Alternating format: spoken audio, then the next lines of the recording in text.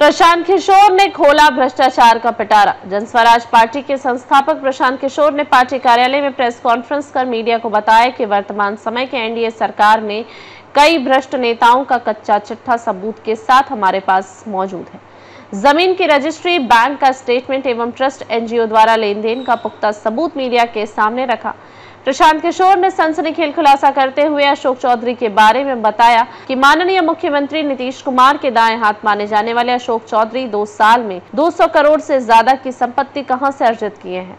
मंगल पांडे मंत्री, deputy CM सम्राट चौधरी, भाजपा सांसद संजय जायसवाल को भ्रष्टाचार के मामले में तथ्यों के साथ खुलासा किया। डिप्टी सीएम सम्राट चौधरी पर फर्जी डिग्री सर्टिफिकेट होने का भी आरोप लगाया है। मंत्री अशोक चौधरी के बारे में बातचीत करते हुए कहा कि अशोक चौधरी का पीए योगेंद्र दत्त के लेन देन मामले का भी खुलासा किया। अशोक चौधरी की बेटी शांभवी चौधरी की सगाई एवं स्वर्गीय किशोर कुणाल के परिवार से जुड़े मानव वैभव विकास ट्रस्ट के बारे में भी सनसनीखेज खुलासा किया। कहा कि 200 करोड़ की जमीन मानव वैभव विकास ट्रस्ट ने खरीदा है। इतना पैसा ट्रस्ट में किसका है और कहां से आया है। पिछले 2 सालों में सगाई से शादी के बीच कुल 38.44 करोड़ रुपए की 5 जमीन खरीदी गई, जिसका चेक से पेमेंट किया गया है। इन सभी जमीनों का मालिक आना है अशोक चौधरी और ट्रस्ट से जुड़े लोग हैं। ट्रस्ट से जुड़े हुए लोगों के नाम का सनसनीखेज खुलासा करते हुए कहा कि अनीता जी पूर्व ब्यूरोक्रेट इस जियालाल आर्य और मुख्य सचिव प्रत्यय अमृत की माताजी जैसे लोग भी हैं। उनको बताना चाहिए कि ट्रस्ट के माध्यम से अचानक हाल के दिनों में इतनी जमीन की खरीद क्यों की गई। भाजपा सांसद संजय जायसवाल के पेट्रोल पंप के माध्यम से सरकारी धन की लूट पर लूट का भी संगीन आरोप लगाया है।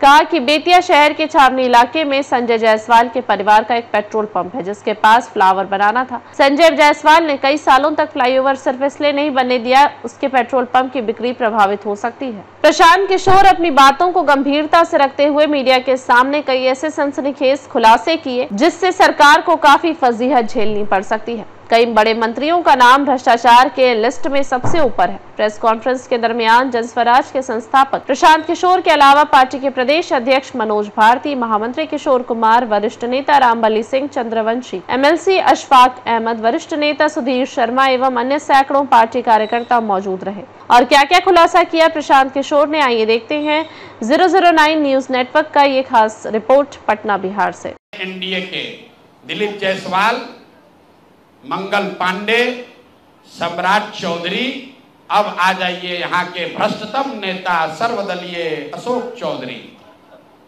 माननीय मुख्यमंत्री नीतीश कुमार के दाहिने हाथ, इनका हालत देखिए। ये तो आदमी पूरे बिहार में रिकॉर्ड बना दिया भ्रष्टाचार का। हम लोग अभी तक सुनते आए हैं कि लालू जी बेनामी प्रॉपर्टी खरीदते थे। अब इनका देखिए बेनामी प्रॉपर्टी का हालत। ये दस्तावेज इतना है कि जैसा मुन्ना जी बता रहे हैं कि समेटते समेटते हम लोग थक गए कि भाई कितना भेजोगे। हमने अब कह दिया भाई अब और जमीन का कागज मत भेजो। भाई साहब के एक पीए हैं, पीए थे दत्त साहब, योगेंद्र दत्त, नाम याद रखिए। अशोक चौधरी के पीए योगेंद्र दत्त 2019 में, जरा कागज निकाल, 2019 में अशोक चौधरी जी ने 34 लाख रुपया में योगेंद्र दत्त के नाम पर विक्रम में 1 एकड़ जमीन, करीब करीब 1 एकड़ जमीन, 0.7 एकड़ 23 कट्ठा जमीन इन्होंने खरीदा। 76 डिसमिल जमीन है जो 23-23 कट्ठा होता है, करीब करीब 0.7 एकड़ विक्रम में 34 लाख में जमीन खरीदा गया योगेंद्र दत्त के नाम पर, जो उस समय अशोक चौधरी के पीए थे। अब सुनिए इसमें कहानी। 2 बरस के बाद दत्त साहब ने वो जमीन ट्रांसफर रजिस्ट्री कर दिया अशोक चौधरी के बेटी और अभी के सांसद शांभवी चौधरी के नाम पर 34 लाख रुपया में। इसका डीड है, ये डीड आपको जारी करेंगे, आप देख लीजिएगा। अब इसमें नई बात, अच्छी बात क्या है, नई बात क्या है, 34 लाख रुपया में जो दत्त साहब ने जमीन खरीदी थी और यहां रजिस्ट्रार ऑफिस में लिखा गया 34 लाख रुपए में दत्त बेच रहे हैं जमीन शांभवी चौधरी को। और एक दत्त साहब को पैसा कितना गया बैंक से, 10 लाख रुपया। वो बैंक का अकाउंट डिटेल है, जरा दीजिए, तारीख आपको बता देते हैं। कि 2 साल के बाद जो जमीन अशोक चौधरी ने अपने पीए के नाम पर खरीदी थी, वही जमीन वापस 2 बरस के बाद अपने बेटी के नाम पर लिखवा लिया और 34 लाख के रुपए के जमीन के एवज में अशोक चौधरी ने दत्त साहब को 10 लाख रुपया बैंक से भेजा। यहां तक भी बात ठीक है भाई, ये कह सकते हैं कि हम बाद में पैसा दिए होंगे। इसी बीच इनकी बेटी चुनाव लड़ने चली गई, तो इनकम टैक्स ने इनको नोटिस किया कि भाई आपकी जो प्रॉपर्टी है वो 34 लाख की है और बैंक में आप सिर्फ 10 लाख रुपया दिखा रहे हैं, बाकी का पैसा कहां है। तो 10 लाख जमीन इनकी रजिस्ट्री हुई है। उसके एक दिन बाद, तारीख नोट कर लीजिए, 20 फरवरी 2021 को 10 लाख रुपया इन्होंने अपने पीए के अकाउंट में डाला है। अकाउंट यहां पर डिटेल आपको दे देंगे। और 34 लाख रुपए का जमीन वापस इनसे ले लिया। जब इनकम टैक्स ने नोटिस रेज किया कि जमीन है 34 लाख का और अकाउंट में सिर्फ 10 लाख रुपया ही दिख रहा है, तो 4 बरस के बाद 27 अप्रैल 2025 को जमीन लिखवाया है। 2021 में इनका क्रेडिबिलिटी देखिए, जमीन रजिस्ट्रार ने लिख दिया। हम जाते हैं, उनको खड़ा करके पूछता है भैया कहाँ है रुपया, कहाँ दिए। ये 19 में इन्होंने बेनामी जमीन खरीदी पीए के नाम पर, 21 में उस जमीन को वापस अपने बेटी के नाम पर लिखवाया। 10 लाख रुपया का ट्रांजैक्शन हुआ। जब इनकम टैक्स ने नोटिस रेज किया तो भाई साहब ने जान बचाने के लिए 27 अप्रैल 2025 को, मतलब बेटी के एमपी बनने के बाद 25 लाख रुपया दत्त को, मिस्टर दत्त को फिर इन्होंने बैंक से ट्रांसफर किया। तो मैं आपके जरिए अशोक चौधरी जी, जो अपने आप को महादेव का भक्त बताते हैं, हमको तो लक्ष्मी के ही भक्त ज्यादा दिखते हैं, महादेव के भक्त नहीं हैं, ये लक्ष्मी के भक्त हैं। अगर आपने 34 लाख रुपए की जमीन अपने पीए से अपने बेटी के नाम पर खरीदी तो उसका भुगतान क्यों नहीं किया? 10 लाख ही क्यों भुगतान किया? और अगर आप कहते हैं कि 10 लाख ही भुगतान तय हुआ था, तो फिर बाद में 25 लाख रुपया 3 बरस के बाद इनकम टैक्स के नोटिस आने के बाद क्यों किया? अब आपको हम एक छोटा सा केस बता रहे हैं, इसका वैल्यू 34 लाख है, लेकिन आपको ये इसलिए बता रहे हैं कि इनका मोडस ऑपरेंडी क्या है, क्योंकि उसके बाद अब जो आपको बताएंगे, ये भाई साहब पिछले 2 बरस में 200 करोड़ रुपया से ज्यादा का संपत्ति, 200 करोड़ रुपए से ज्यादा का संपत्ति अपने पत्नी, अपने बेटी, अपने समधन, उनसे जुड़ा हुआ एक ट्रस्ट, मानव वैभव विकास ट्रस्ट, इसके माध्यम से इन्होंने जमीन खरीदी है करीब 200 करोड़ रुपए का। और सारा डीड, एक एक जिस दिन का ट्रांजैक्शन है, वो सारा डीड आपको यहां पर, आप चाहे तो उसका फोटोकॉपी ले सकते हैं। मैं एक बात क्लियर कर लूं, यहां जो मानव वैभव विकास ट्रस्ट है, हमारे पास उसके खिलाफ सबूत नहीं है। हम ये बता रहे हैं कि जब इनकी बेटी का एंगेजमेंट हुआ है, उसके बाद से अचानक से मानव विकास वैभव ट्रस्ट जो है, जो कुणाल साहब के परिवार से जुड़ा हुआ ट्रस्ट है, और उसमें यहाँ के बड़े कुछ पदाधिकारी भी हैं, जियालाल आर्य बहुत ईमानदार व्यक्ति हैं, वो भी ट्रस्टी हैं। तो मैं आपके जरिए उनसे भी आग्रह करूंगा कि सर, आप तो जीवन भर ईमानदारी के लिए आपका नाम हम लोग जानते हैं, ये बताएं कि आपके ये न्यास के माध्यम से सैकड़ों करोड़ रुपए की जमीन कहां से खरीदी जा रही है, ये पैसा कहां से आ रहा है, ये पैसा कहां से आ रहा है? क्योंकि इस ट्रस्ट के ट्रस्टी जो कुणाल साहब की पत्नी हैं, उनके बेटे हैं, इनमें और अशोक चौधरी के पत्नी के बीच में डेली का बैंकिंग ट्रांजैक्शन का रिकॉर्ड हम लोग के पास है।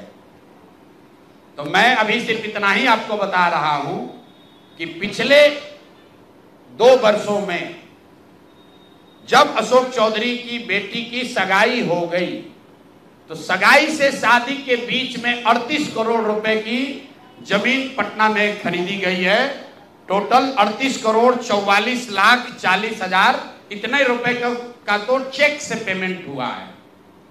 चेक से पेमेंट हुआ है 38 करोड़ 44 लाख 40 हजार। 12/5/2022 को पहली जमीन ली गई 23 करोड़ 40 लाख 30 हजार में। 12/5/2022 को एक दूसरी जमीन ली गई जिसकी कीमत है 8 करोड़ 89 लाख 70 हजार। 8 दिन के बाद 20 मई 2022 को फिर एक तीसरी जमीन ली गई जिसका वैल्यू है 3 करोड़ 44 लाख 41 हजार। फिर 2 महीने के बाद 14 अप्रैल 2022 को जमीन खरीदी गई 7 करोड़ 20 लाख का। फिर 4 दिन के बाद 18 जुलाई 2022 को जमीन खरीदा गया 15 करोड़ 50 लाख का। और ये सारी जमीन इंगेजमेंट और शादी के बीच के डेट है, उतना ही आपको बता रहे हैं। और ये सारी जमीन का मालिकाना। आ जाइए, दूसरे बड़े नेता हैं यहाँ के सम्राट चौधरी, यहाँ के उप मुख्यमंत्री हैं। भाई साहब नाम बदलने के विशेषज्ञ हैं। कई लोग, पिछली बार हमने आपको बताया था और लोग जानते भी हैं कि इनका नाम था राकेश कुमार, बाद में हुआ राकेश कुमार उर्फ सम्राट चौधरी। ये पूरी सच्चाई नहीं है। इनका ओरिजिनल नाम है सम्राट कुमार मौर्य। पहला नाम इनका है सम्राट कुमार मौर्य। 1998 में इन पर एक मर्डर का इल्जाम लगा। सदानंद सिंह जो वहां पर कांग्रेस के बड़े नेता थे और इनके परिवार के राजनीतिक विरोधी थे, उनको बम से मारकर उनकी हत्या कर दी गई, जिसमें लोग बताते हैं 6 लोगों की मृत्यु हुई। उस केस में आज के सम्राट चौधरी और तब के सम्राट कुमार मौर्य एक्यूज्ड थे, बजाबता जेल गए और 6 महीना के बाद जेल से निकले। नाबालिग होने के नाम पर इनको जेल से निकाला गया। तो पहले तो सम्राट चौधरी, उनके समर्थक और चाल चरित्र चेहरा की बात करने वाले भाजपाई, और उससे भी बढ़कर बिहार में भाजपा को, एनडीए को वोट देने वाले लोग, एक बार जरा जान जाइए कि आपका उप मुख्यमंत्री मर्डर का एक्यूज्ड है, जेल में रहा है और जेल से सिर्फ इसलिए छूटा क्योंकि इन्होंने प्रमाण दिया कि हम नाबालिग हैं। सदानंद सिंह, उनकी हत्या हुई जिसमें ये नामजद अभियुक्त है, जेल गए। अब दूसरी बात सुनिए, जब ये भाई साहब मंत्री बने, बिना विधानसभा विधान परिषद के सदस्य हुए, इनको मंत्री बनाया गया। तो जब मंत्री बने तो इन पर कम उम्र होने का एक केस हुआ जिसकी वजह से इनको बर्खास्त किया गया। ये बात तो सब लोग जानते हैं और सम्राट चौधरी भी कहते रहे वो मामला तो पुराना है, सब सेटल हो गया। अब क्या सेटल नहीं हुआ है वो हमसे सुन लीजिए। उस केस के पिटीशन में सुप्रीम कोर्ट में लिख के दिया गया कि इन्होंने जब मैट्रिक का एग्जाम दिया तो मैट्रिक का एग्जाम इन्होंने दिया है सम्राट कुमार मौर्य के नाम से, और सुप्रीम कोर्ट के हलफनामे में यह लिखा गया कि सम्राट कुमार मौर्य उस समय के, इन्होंने इनका एडमिट कार्ड, इनका रोल नंबर, वो सब जारी किया, सुप्रीम कोर्ट के दस्तावेज में है। और बिहार विद्यालय परीक्षा समिति जो मैट्रिक का एग्जाम कराती है, इनसे पूछा गया सुप्रीम कोर्ट के द्वारा इनके पढ़ाई के एज के बारे में, क्योंकि मैट्रिक के सर्टिफिकेट को ही एज का दस्तावेज माना जाता है। तो उसमें बिहार विद्यालय परीक्षा समिति ने बताया कि सम्राट कुमार मौर्य करके जो विद्यार्थी मैट्रिक की परीक्षा पास करने का दावा कर रहे हैं, ये एक्चुअली 234 नंबर इनको आया था, ये मैट्रिक परीक्षा फेल हो गए थे। ऐसा हलफनामा सुप्रीम कोर्ट में दायर किया गया। तो इसको ध्यान रख लीजिए। 1998 में सुप्रीम कोर्ट में जो दस्तावेज जमा किया गया, जिसके आधार पर सुप्रीम कोर्ट ने इनके एज का निर्धारण किया, उस दस्तावेज के मुताबिक सम्राट कुमार मौर्य मैट्रिक का एग्जाम पास नहीं किए, उनको 234 नंबर आया, उनको फेल कर दिया गया। इसका दूसरा प्रमाण यह है कि 2010 में जब सम्राट चौधरी ने अपना हलफनामा दिया तो उसमें लिखा कि मैं 7वीं पास हूं, 7वीं पास है। तो जो सुप्रीम कोर्ट में दस्तावेज है उसको सम्राट चौधरी ने भी 2010 में स्वीकार किया है। अब मेरा और जन सुराज का सीधा सवाल है पूरे बिहार के युवाओं की ओर से, पढ़े लिखे समाज की ओर से, इस राज्य के डिप्टी सीएम ये बताएं कि वो मैट्रिक कब पास किए हैं, किस साल इन्होंने मैट्रिक पास किया। आप लोग पत्रकार बंधु उनसे खाली इतना पूछ लीजिए कि सर किस साल आप मैट्रिक पास किए हैं, क्योंकि 2010 के बाद मैट्रिक का एग्जाम दिए नहीं है। डिग्री लगाए हैं अपने हलफनामा में फर्जी, वो कई बार चर्चा हो गई कि उनका जो डिग्री है वो फर्जी है, डॉक्टरेट कहाँ यूनिवर्सिटी ऑफ कैलिफोर्निया से किए हैं, वो सब बात छोड़ दीजिए। सीधा सवाल, सम्राट कुमार मौर्य जो जिन पर मर्डर का इल्जाम लगा, नाम बदलकर राकेश कुमार किया, वो राकेश कुमार जब अपने सुप्रीम कोर्ट के हलफनामे में कह रहे हैं, बिहार विद्यालय परीक्षा समिति ने कहा कि ये मैट्रिक का परीक्षा फेल कर गए हैं, इन्होंने खुद स्वीकार किया 2010 में कि 7वीं क्लास ये पास हैं, तो फिर ये मैट्रिक का परीक्षा कब पास किए हैं, यही सीधा सवाल है। ये बहुत बड़ा बड़ा लंबा लंबा फेंकते हैं, कभी मुरेठा बांध कर कभी मुरेठा खोल के।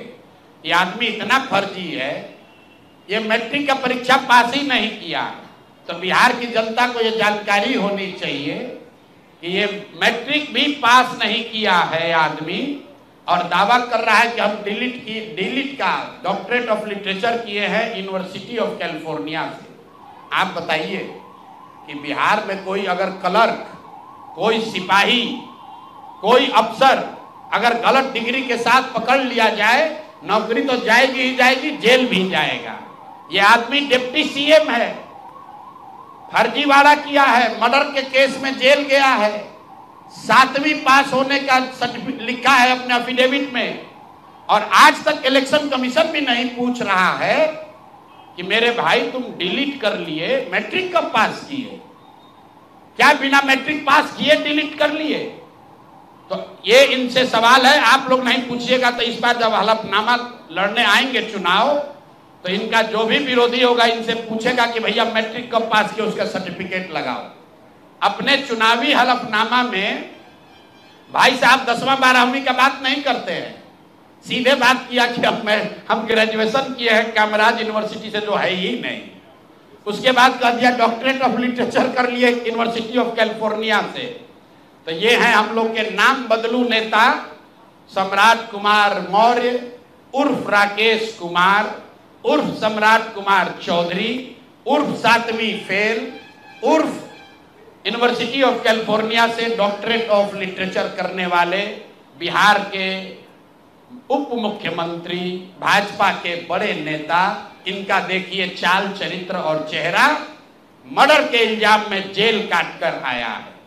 तो मेरे भाई भाजपा के जितने वोटर हो, आप राजद को कहते हो जंगल राज की बात, राजद वाले जंगल राज के लिए दोषी हैं, उसके लिए जनता ने उनको सत्ता से हटा दिया, लालू जी को जेल जाना पड़ा।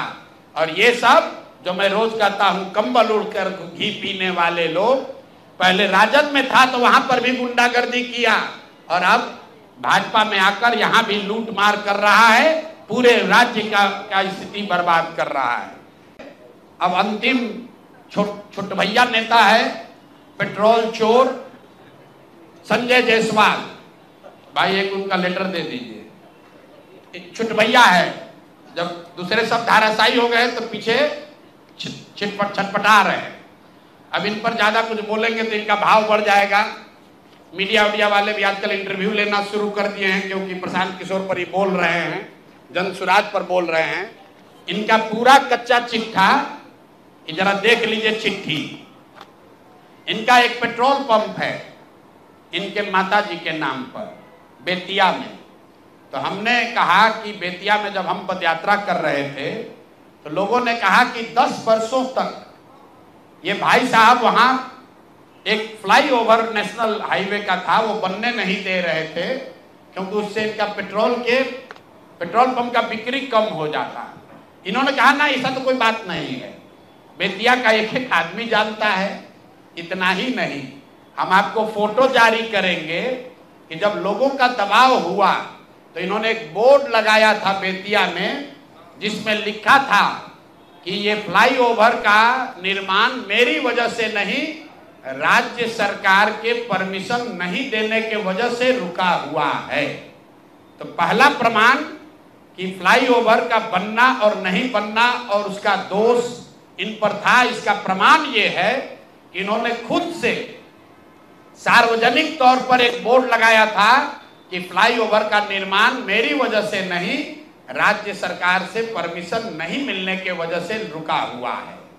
अब इसका आगे सुन लीजिए। 2015 में भाजपा और नीतीश जी गठबंधन में नहीं थे, तो जब इन्होंने दोष लगाया राज्य सरकार पर तो तब के जदयू के अध्यक्ष, जिला अध्यक्ष डॉक्टर NN शाही, जो वहां के बहुत प्रतिष्ठित व्यक्ति हैं, बड़े डॉक्टर हैं, जदयू के जिला अध्यक्ष थे, उन्होंने संजय जायसवाल को खुली चुनौती दी कि आपने जो बोर्ड लगाया है ये गलत है। टाउन हॉल में दोनों में सार्वजनिक चर्चा हुई थी, दोनों को करीब हजारों लोगों के सामने इस बात पर बहस हुआ कि आखिर फ्लाईओवर का निर्माण क्यों नहीं हो रहा है। उसके बाद पेट्रोल पंप से इनका कितना प्यार है ये समझ लीजिए। ये है गरिमा देवी सिकारिया, जो अभी वहां नगर की महापौर हैं। इनका लेटर है पत्रांक NMO 242532 डेटेड 14/8/2024, 14/8/2024 मतलब 14 अगस्त 2024 को। जरा इसमें इसका एक पारा पढ़ के आपको सुना देते हैं। ये गरिमा देवी सिकारिया ने जब अस्थाई समिति की पूरी बैठक हुई बेतिया नगर निगम के, उसके महापौर के तौर पर गरिमा देवी सिकारिया ने नगर आयुक्त को चिट्ठी लिखी। उस चिट्ठी का एक हिस्सा पढ़ रहा हूं आपको, इसके कोट। इसके साथ ही अस्थाई समिति की संपन्न बैठक 13/11/2023 पहली बैठक, 28/2/2024 दूसरी बैठक, 29/6/2024 तीसरी बैठक, 24/7/2024 चौथी बैठक और 4/7/2024 5 बैठकों में छावनी स्थित, छावनी उस इलाके का नाम है, छावनी स्थित पेट्रोल पंप को, जो जो संजय जायसवाल के भाई का पेट्रोल पंप है, इन्हीं का पेट्रोल पंप है, इनके पिताजी के समय का है, इनके भाई के नाम पर है। सुनिए क्या लिखा हुआ है। छावनी स्थित पेट्रोल पंप को ईंधन के अत्यधिक बिल एवं भ्रष्टाचार को देखते हुए पेट्रोल पंप बदलने का निर्णय लिया गया था और साथ ही ये तय किया गया था कि 15 अगस्त के बाद समिति के निर्णय के बाद जो भी वहां पर पेट्रोल बिका है उस सब के भुगतान पर पूर्णतः रोक लगाया जाए। ऐसा इसलिए किया गया कि वहां नगर निगम के सफाई की गाड़ियों के बिल के नाम पर 5 करोड़ रुपया मंथ वाइज आपको ये जारी कर रहे हैं। 5 करोड़ रुपया, 5 करोड़ 86,67,33 रुपया का इन्होंने भुगतान उस पेट्रोल पंप को नगर निगम ने किया है। और अस्थाई कमेटी के 5 बैठकों में ये पाया गया कि ये ज्यादातर भुगतान फर्जी है, गलत है, ज्यादा बढ़ा कर लिया जा रहा है स्थायी कमेटी के अभी की महापौर गरिमा सिकारिया ने नगर आयुक्त को लिखा कि भाई 5 बैठक में निर्णय हो गया कि इस पेट्रोल पंप से हम लोग को तेल नहीं लेना है, इसका भुगतान 15 अगस्त से बंद कर दिया जाए। उसके बावजूद ये अफसरों पर दबाव बनाकर नगर के अधिकारियों के साथ मिलकर सारा जो वहां नगर निगम का सरकारी गाड़ी है, जो सरकारी तेल की खरीद होती है, वो इसी पेट्रोल पंप से कराते हैं और 10 लीटर तेल बिकता है, 20 लीटर का वाउचर बनाता है। ये पेट्रोल चोर फेसबुक पर पोस्ट कर रहा है। कहा हमको कि हिंद महासागर में जाएगा, हिंद महासागर में जाओ या लाल सागर में जाओ, मेरा नाम प्रशांत महासागर है, इसमें डूबोगे तो कहीं पता नहीं चलेगा कहां जाओगे। और इनको अंतिम बार कह रहे हैं, आज इतने पर इनको छोड़ रहे हैं। पेट्रोल चोर हो, तुम्हारी औकात इतनी है, इतने पर रहो, अपने से ऊंचा उछलने की कोशिश मत करो। भाषा का विषय का ज्ञान नहीं है, ना शकल ना सूरत, अब बड़ा बड़ा बात कर रहे हैं। बात करता है बाप दादा के, आपके पिताजी बहुत बड़े सज्जन व्यक्ति थे, मदन जायसवाल जी का बहुत इज्जत है, आपकी इज्जत कुछ नहीं है। आप भाजपा छोड़कर भाग गए थे, राजद पे चुनाव लड़ा, 5,500 वोट आया। कि सुधीर शर्मा जी बैठे हैं, ये कहानी बताएंगे, हैं? सुन लीजिए, मदन जायसवाल जी बड़े व्यक्ति थे और ये आदमी पेट्रोल का वाउचर चोरी करने वाला हम पर उंगली उठाएगा। हिंद महासागर में जाओ, डूब लो। और अभी आए थे अमित शाह जी, उनको पेपर दे दो, ईडी सीबीआई का छापा डलवा देना, हमको पकड़ लेना, यही खड़े हैं। कहा है ना कि हमको जेल भिजवाएंगे। 7 जन्म लगेगा ना तो प्रशांत किशोर का हाथ नहीं पकड़ पाओगे, जेल भिजवाना तो बहुत बड़ी बात है। तो भैया तेल का चोरी करते हो, इतने पर रहो, इससे ज्यादा चोरी करने का औकात भी तुम्हारा नहीं है। अब बाकी जो देखिए बड़ा बड़ा औकात वाला है, कैसे 100 करोड़ रुपया लूटा। तुम तो पेट्रोल का फर्जी वाउचर बनाते हो। तो भैया यही काम करो, इतने पर रहो। बहुत बहुत धन्यवाद। संजय।